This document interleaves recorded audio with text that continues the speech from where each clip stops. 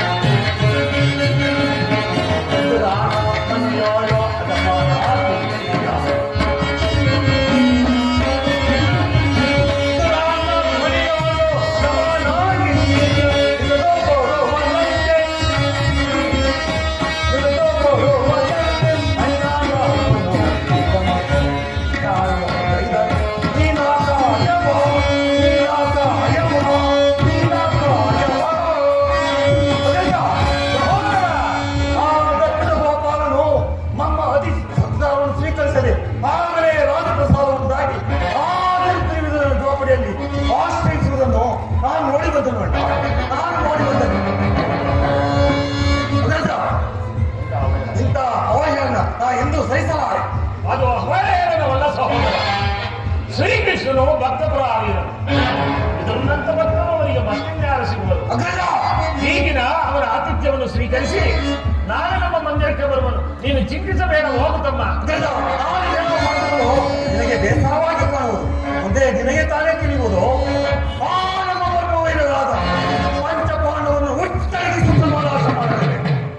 ಕುಲತಾನೆಂದೆನಿಸಲ್ಪಟ್ಟ ಬಂಡಿ ಬಂಡಿ ಅನ್ನುವಂತಿರುವ ಆ ಬಂಡ ಭೀಮನ ಗುಂಡಿಗೆ ಬಿಸಿ ರಕ್ತಪಾನ ಮಾಡಿ ಹೀಗಿರುವಾಗ ಸತ್ಕಾರವಂತೆ ಸತ್ಕಾರ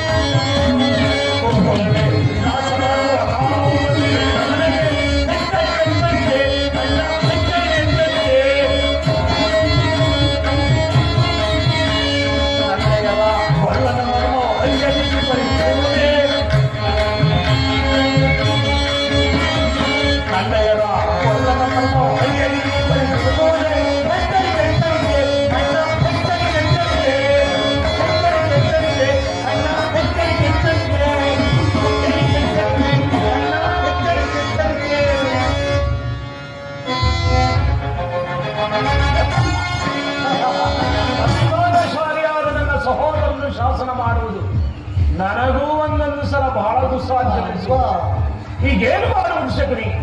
ಕೃಷ್ಣನ ಸಂಧಾನಕ್ಕೆ ಸಮ್ಮತಿಸುವುದೇ? ಕೃಷ್ಣನು ಶಾಂತಿಗೆ ಬಂದವನಲ್ಲ ದುರ್ಯೋಧನ. ಮತ್ತೆ ಹಾಗಿದ್ದರೆ ಈ ದುರ್ಯೋಧನನ ವೈಭವವನ್ನ ತೂರೀಕರಿಸಿ ಆ ದಾಸಿಕತೆಯ ಮೃತುಜೋಪಡಿಯನ್ನು ಆಶಯಿಸುತ್ತಿದ್ದಾನೆ. ಪ್ರಾರಂಭದಲ್ಲೇ ಸಹಿಸಲಾಗದ ಅಪಮಾನ, ಭಕ್ತಿ ವೈರಾಗ್ಯಗಳ ಬಳಿಯಿಂದ ವಂಚಿತನಾಗಿ ನೀನು ಈ ಅಪಮಾನವನ್ನು ನಿನಗೆ ಸಹಿಸಬೇಕಾದ ಈಶ್ವರ. ಶಕುನಿ, ಕೃಷ್ಣನಲ್ಲಿ ನಿನಗೆ ಇಷ್ಟೊಂದು ದ್ವೇಷ ಬೇಕೆ? ಕೃಷ್ಣನು ಕ್ಷತ್ರಿಯ ಕುಲದ ಕಲಂಕ ಸ್ವರೂಪ. ಹೌದಲ್ಲವೇ? ಭರತ ವರ್ಷದಲ್ಲಿ ಕ್ಷತ್ರಿಯರನ್ನು ನಿರ್ಮೂಲನ ಮಾಡಲೆಂದೇ ಅವನು ಒತ್ತರಿಸಿರುವುದು. ದುರ್ಯೋಧನ ಅವನ ವೈರಾಗ್ಯ ಪ್ರದರ್ಶನಕ್ಕೆ ಮರುಳಾಗಿ ಯಾರು ಅವನನ್ನು ಭಗವಂತನ ಅವತಾರವೆಂದು ಪೂಜಿಸುವರೋ ಅವರನ್ನೇ ನಾಶ ಮಾಡುವರು. ಶಿಶುಪಾಲ, ಜರಾಸಂಧ ಇವರು ನಿಮಗೆ ಎಂತ ಮಿತ್ರರಾಗಿದೆ. ಹೌದು, ಸ್ನೇಹಿತರೆ. ಕಾರಣದಿಂದಲೇ ಸಂಹಾರ ಮಾಡಿದನು.